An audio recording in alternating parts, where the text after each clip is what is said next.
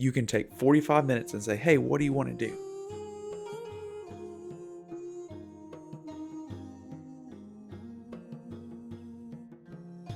That's what I want to talk about today, quality time. When you unplug from the adult world and you sit down with your kid and you do what they want to do. I found this is like the golden ticket. And I don't know exactly how I stumbled upon it, but it was several years ago. I have 3 kids, and I realized they all were not getting time with me. They were not connected. Like, we felt disconnected.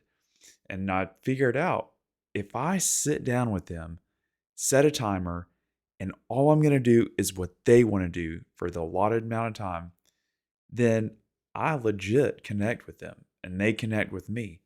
But the big part there is, I'm not still trying to do adult things like, oh, run up and just hang out with them for a minute or two, then go do my adult stuff or laundry or a project or texting or whatever it may be. Because as adults, there's so many other things that we find important and that we see that we have to do. Then we are in a totally different world than the kids are in. They're in a world where they enjoy life still. They can sit down and have fun and pick up an action figure and like a popsicle stick and just have a blast for an hour and just totally turn on their imagination. And ours is turned off. Our fun meter or whatever it is tacked out. It's not there anymore. That analogy probably sucked horribly. But like, our kids want us to spend time with them. They want us to acknowledge their existence. And just like saying, how was your day or how's it going is not enough. And so I'm just sharing this with you because I've been making these emotional deposits in this like long-term account that I truly desire is going to carry us on into adulthood when they are older and I'm older, and they have these fond memories of their dad literally sitting down with them over and over and over and over again as they grow up and as they shift into different things they like. And this is where the work is for me, because it's easy to get caught in a routine of like, we're just going to sit down and do this one thing, and then that's it, chucking the block.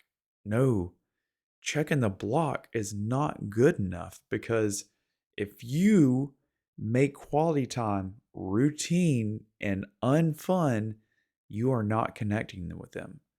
If you take control of quality time and say, we have to do this, you are not connecting with them. You have to be flexible and you have to be willing to learn. I have gotten better at sewing. I will color, I will do air clay.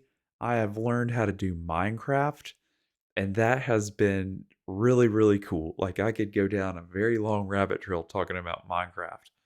And with my kids, it's been really cool also. I will play G.I. Joes. I will play Barbie dolls. I will get the hot glue gun out and glue popsicle sticks together. Go get marshmallows and toothpicks. I will get just all kinds of stuff. We did this one thing where I plan quality time also sometimes where I have a craft. It's like, we're going to make this thing together where it's fun. It's not a routine thing at all. And it's not taking away their choice, but it's like, hey, we can all sit down and make this thing together. And this is one that's super easy, is making a potion bottle. You get mica powder, this certain type of oil, and water and food coloring, and you mix it together and you shake it up in these glass bottles, and it looks like super magical. And the kids love it. Like, they love pouring the stuff in, like seeing what the different mixtures are.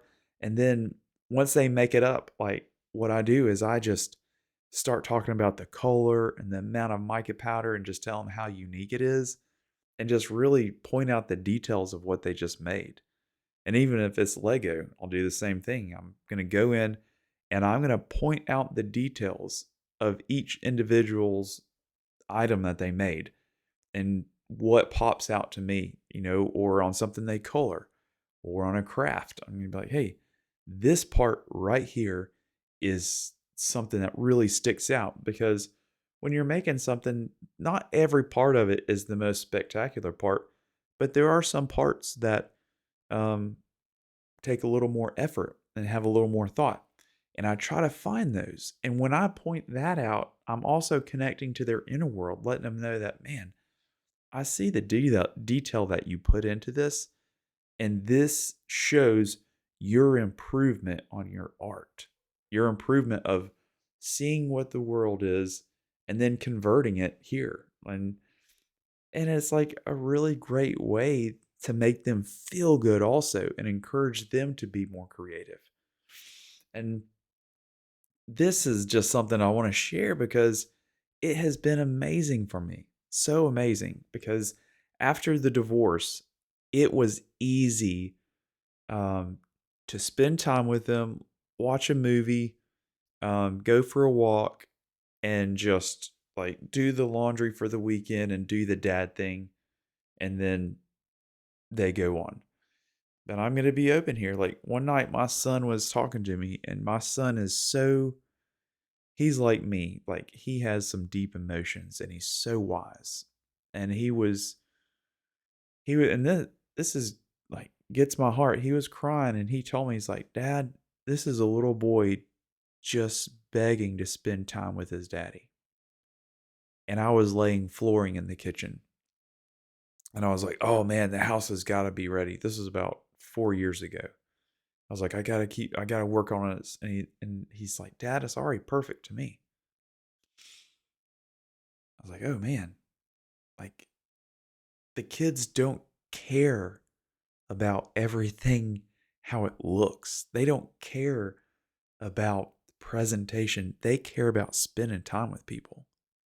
That's what they want. They want their mom and dad to spend time with them. So this is my encouragement to you. If you are a dad or a mom, and I'm leaning more towards the dads right now, but no offense to anybody. Spend time with that kid. Do quality time. Find out what they want to do. Set a mother effing timer, and you don't do anything until that timer goes off except sit there with your kid. And who gives a crap if you're not having fun? Who gives a crap if you want to go look at the sports and like check out your phone? It's your kid's life that matters. It's their heart that matters. It's their emotions that matter. In the next video, I'm going to talk about emotional validation, how to connect with your kid's heart. But you got to connect with your heart also. So the whole thing about quality time is not about you. It's not about you bragging or anything because sometimes it is not fun as an adult to sit down and play Legos. It's not sometimes fun to sit down and color or sew. You have to make yourself do it.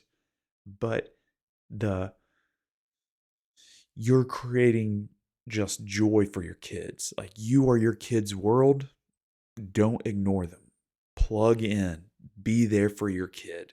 Even if it's 30 or 45 minutes, that's an eternity.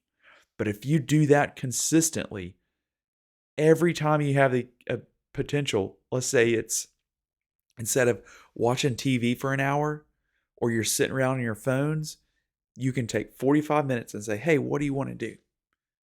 And at first, if you're new to it, it's awkward, it's strange, like, so pick some stuff. Uno. Uno is so simple. Sit down and play Uno. Start. And when they know that you are consistently going to give them that time, they're going to start letting you know what they want to do. Then you got to step in and you got to check in. Dad is dad duty. You check in, find out what they want to do, and you do it. And it took me a while to learn Minecraft. There's still a lot I don't know, but I've learned a heck of a lot. And I'll tell you what, we have built some really cool stuff together. And then that bled over into Legos because they started becoming more creative there. And then they started being more creative in Lego again. This is my challenge to you, dads. Spend quality time with your kids individually. Don't do quality time with all of them at once if you have more than one. Each kid gets time with you. That's the way it needs to be because they want to be with your dad.